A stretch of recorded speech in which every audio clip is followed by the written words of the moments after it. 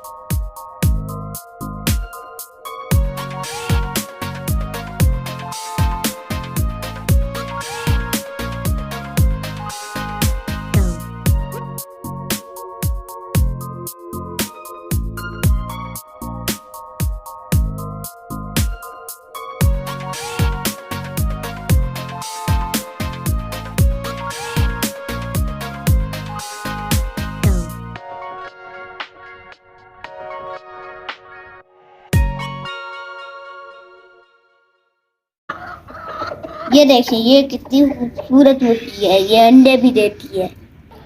ये तो मेरी फेवरेट मुर्गी। ये मुर्गियाँ मुझे बहुत अच्छी लगती हैं और मैं उनके साथ खेलता हूँ और उनको खाना डालता हूँ। ये अंडे भी देती हैं। आज के लिए इतना ही। अब हम मिलेंगे नेक्स्ट वीडियो में।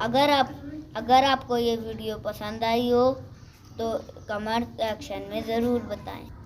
ज़्यादा से ज़्यादा लाइक करें और शेयर करें, सब्सक्राइब करें।